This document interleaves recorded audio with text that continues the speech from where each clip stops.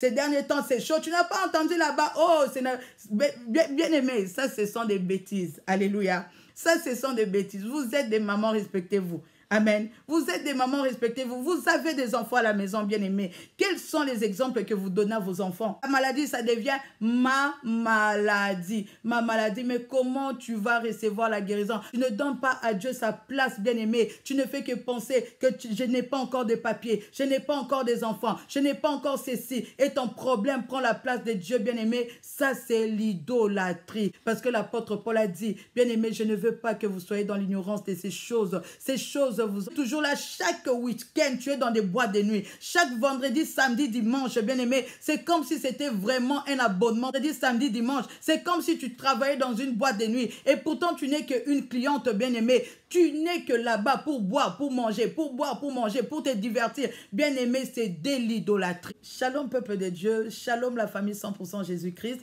J'espère que tout le monde va bien par la grâce de Dieu. Aujourd'hui, je suis très heureuse de me savoir parmi vous pour continuer notre série sur la sanctification. Hier, j'ai eu à parler de la promesse de Dieu. Pourquoi la promesse de Dieu ne se réalise pas dans ma vie? Si tu n'as pas suivi cette vidéo, mais stop d'abord, vas-y, suivre la vidéo d'hier et puis tu vas revenir pour comprendre. Parce que la vidéo d'aujourd'hui, c'est juste, donc c'est la suite de ce que nous avons eu à exhorter hier. Donc, si tu t'es pas encore abonné, je te conseille vraiment de t'abonner sur la page parce que c'est une chaîne de la vérité. Ici, nous disons que la vérité, rien que la vérité. Et cette vérité, bien-aimée, te rendra libre. Cette vérité t'affranchira. Alors, aujourd'hui, bien-aimés, nous allons donner un exemple d'un peuple que nous connaissons tous, le peuple de Dieu, qui, malgré la promesse de Dieu, mais la plupart, nous dit la parole de Dieu, ne sont pas entrés dans la terre promise. C'est une histoire vraiment qui m'a beaucoup touché, beaucoup marqué. Pourquoi? Le peuple d'Israël, c'était un peuple que Dieu a choisi pour faire éclater sa gloire. Parce que Dieu a voulu se faire connaître à toutes les nations. Alors, il s'est choisi un peuple bien-aimé pour pouvoir marcher avec ce peuple, pour que les gens voient qu'il est, donc c'est lui qui est le vrai Dieu. Il est le Tout-Puissant pour emmener toutes les nations à pouvoir l'accepter comme Dieu. Dieu est descendu. La Bible nous dit que Dieu est descendu et il a dit à Moïse, Moïse, j'ai entendu les cris de mes enfants et je suis descendu pour les délivrer. Bien-aimé, Dieu était avec les enfants d'Israël. Il y avait la prophétie. La prophétie, Moïse a emmené la prophétie de la libération, bien-aimé. Dieu lui-même a dit, je suis descendu pour libérer mon peuple, bien-aimé. Mais j'ai eu trop mal, bien-aimé, parce que malgré la présence de Dieu, malgré que Dieu a accompagné son peuple, bien-aimé, vers la terre promise, mais la Bible nous dit, plusieurs ne sont pas entrés dans la terre promise parce qu'ils moururent dans le désert, bien-aimé. Nous allons lire la parole de Dieu. Mais pause, va prendre ta Bible. Comme ça, tu auras l'habitude de lire la parole de Dieu. Amen. Parce que beaucoup, vous n'aimez pas méditer la parole de Dieu. Vous n'ouvrez pas vos Bibles. Vous avez des Bibles achetées peut-être il y a 3 ans, 4 ans, bien aimé. Mais votre Bible, elle est tellement propre et ça se voit vraiment que vous ne méditez pas la parole de Dieu. Ici, dans la famille 100% Jésus-Christ, nous méditons la parole de Dieu. Tu dois apprendre à lire la parole de Dieu. Tu dois apprendre à aimer la parole de Dieu. C'est pourquoi chaque 19h, après ta Bible, parce que nous allons commencer à ouvrir la parole de Dieu ensemble et lire la parole de Dieu. Et au moins, ça va te permettre à méditer la parole de Dieu, à ouvrir la parole de Dieu. Et je te conseillerais, si tu as des couleurs, essaie d'avoir tes couleurs, les couleurs pour essayer, pour personnaliser. Ça va t'aider pour retrouver les versets plus facilement. Alléluia. La parole de Dieu, qu'est-ce que la parole de Dieu nous dit? Je vais lire au nom de Jésus-Christ de Nazareth, 1 Corinthiens 10, versets 1 à 11. Qu'est-ce que la Bible nous dit? Frères, je ne veux pas que vous ignoriez que nos pères ont tous été sous la nuée, qu'ils ont tous passé au travers de la mer, qu'ils ont tous été baptisés en Moïse dans la nuée et dans la mer, qu'ils ont tous mangé le même aliment spirituel, et qu'ils ont tous bu le même breuvage spirituel, car ils buvaient à un rocher spirituel qui les suivait, et ces rochers étaient Christ. Mais la plupart d'entre eux ne furent point agréables à Dieu, puisqu'ils périrent dans le désert. Or, ces choses sont arrivées pour nous servir d'exemple, afin que nous n'ayons pas de mauvais désirs comme ils en ont eu. Ne devenez point idolâtres, comme quelques-uns d'eux, selon qu'il est écrit, le peuple s'assit pour manger et pour boire, puis ils se levèrent pour se divertir. Ne nous livrons point à l'impudicité, car quelques-uns d'eux se livrèrent, de sorte qu'il en tomba 23 000 en un seul jour. Ne tentons pas le Seigneur, comme le tentèrent quelques-uns d'eux qui périrent par les serpents. Ne murmurez point comme murmurèrent quelques-uns d'eux, qu'ils périrent par l'exterminateur.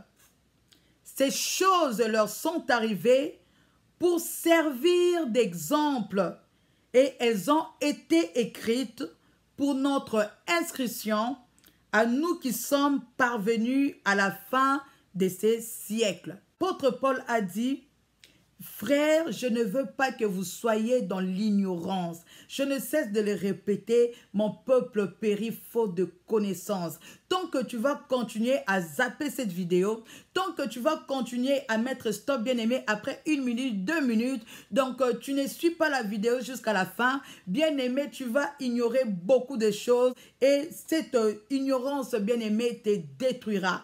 Car mon peuple périt faute de connaissance. Et l'apôtre Paul a dit, je ne veux pas que vous soyez dans l'ignorance de ces choses. Il a commencé à expliquer la marche des enfants d'Israël avec Dieu. Dieu était avec ce peuple bien-aimé. Dieu a marché avec ce peuple. C'est un peuple qui était sous la nuée.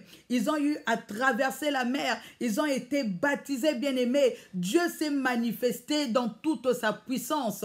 Ils ont vu la puissance de Dieu. Ils ont mangé les aliments spirituels. Ils ont bu les breuvages spirituels qui était le rocher de Christ bien-aimé. Donc c'est un peuple qui a vu la main de Dieu. Alléluia. Mais la plupart d'entre eux ne furent agréables à Dieu puisqu'ils moururent dans le désert. Et la plupart d'entre eux, on ne nous dit pas que c'était une personne, on ne dit pas 2 personnes, mais c'était la plupart. Beaucoup parmi eux, bien-aimés, ne sont pas entrés dans Canaan. Ils moururent dans le désert. Pourquoi? Parce qu'ils n'étaient pas agréables à Dieu. Comme hier, je vous avais dit, il y a des promesses, bien-aimés. Dieu peut parler, Dieu peut prophétiser sur toi, bien-aimé.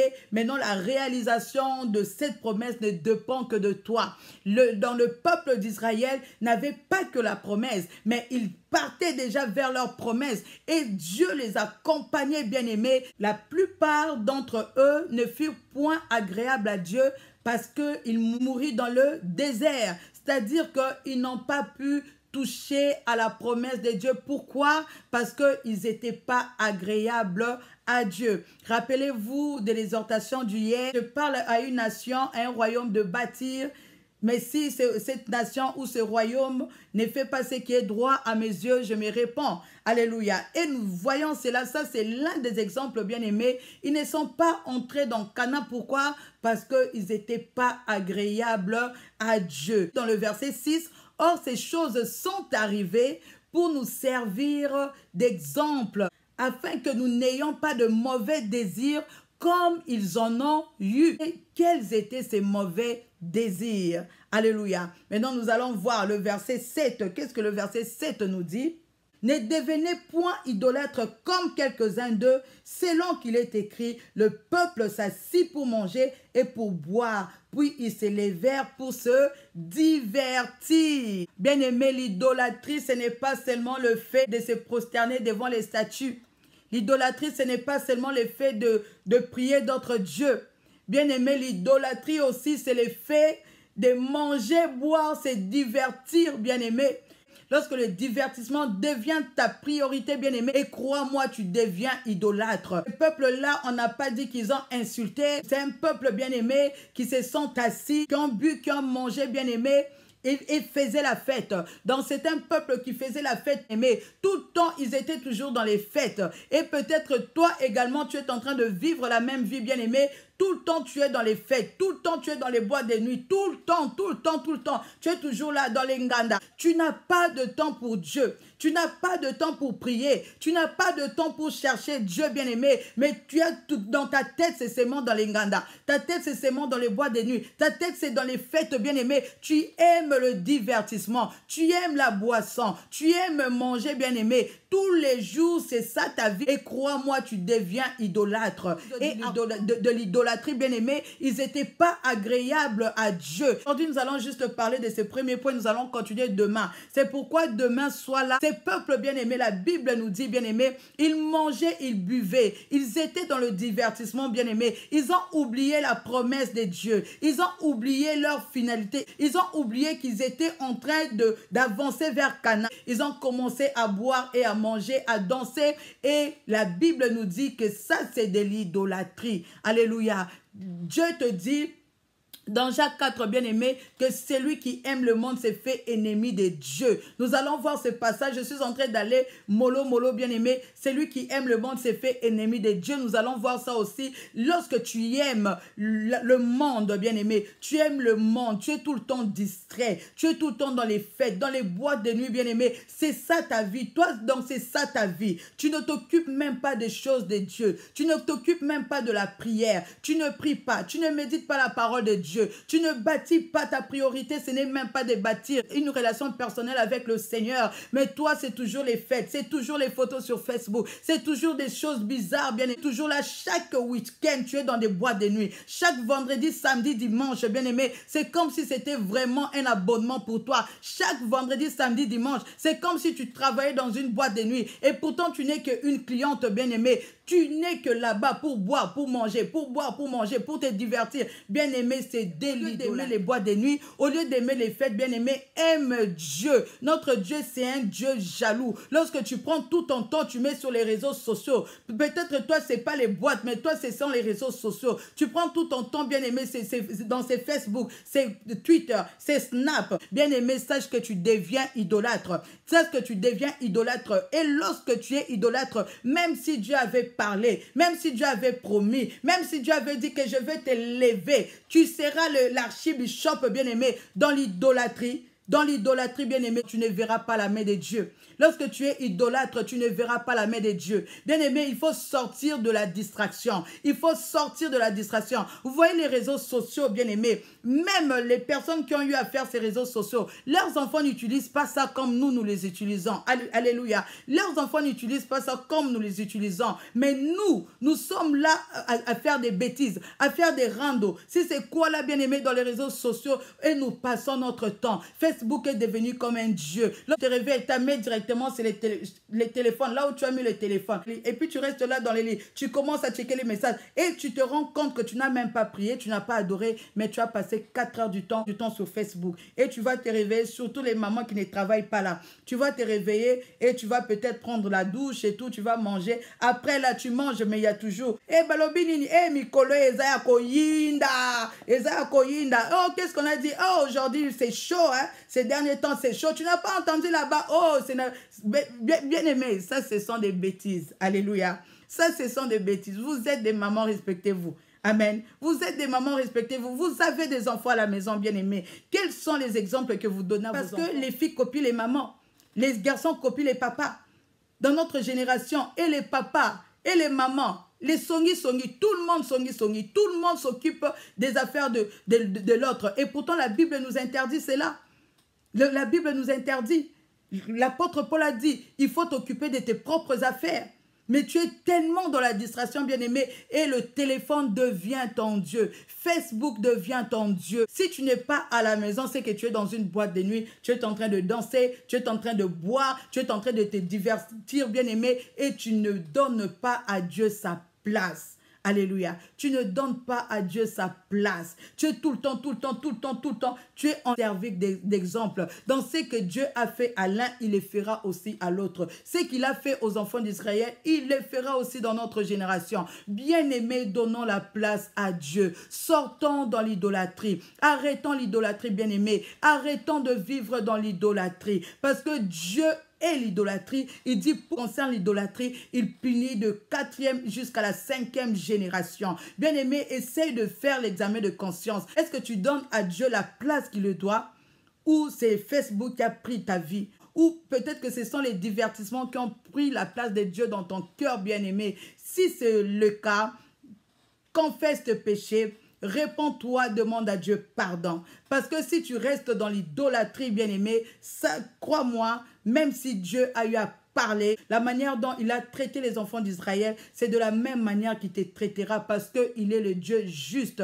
Bien-aimé, tu risques de perdre la promesse de Dieu, l'accomplissement de la promesse de Dieu par ta propre faute. Si tu es dans l'idolâtrie, au nom de Jésus-Christ, sors de cette idolâtrie, bien-aimé, réponds-toi sincèrement, demande à Dieu pardon parce que tu n'as pas donné la place à Dieu. Demande à Dieu pardon, bien-aimé, parce que Facebook a pris la place de Dieu, parce que la boîte de nuit a pris la place de Dieu, parce que ce sont les fêtes qui ont pris la place de Dieu, ce sont tes amis qui ont pris la place de Dieu. Bien-aimé, à chaque fois, peut-être même c'est ton problème qui a pris la place de Dieu. Au lieu de penser à Dieu, mais toi tu penses qu'à ton problème. Moi, ma maladie, ma maladie, c'est toujours ma maladie. Et cette maladie, la maladie, ça devient ma maladie. Ma maladie, mais comment tu vas recevoir la guérison? Parce que tu t'appropries de cette maladie. Tu dis que c'est ta maladie. Et c'est cette maladie qui prend la place de Dieu. C'est le fait de manquer le papier qui prend la place de Dieu dans ton cœur. Tu ne fais que penser à Dieu, sa place, bien-aimé. Tu ne fais que penser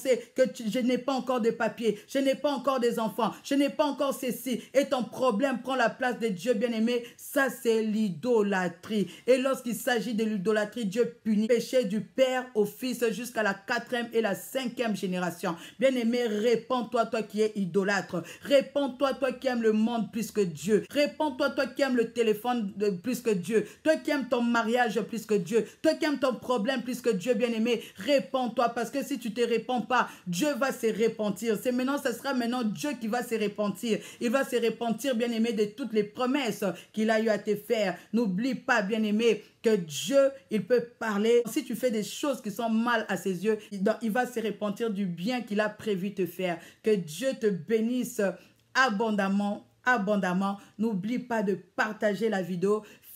Aidez-nous à travailler pour Dieu. Amen.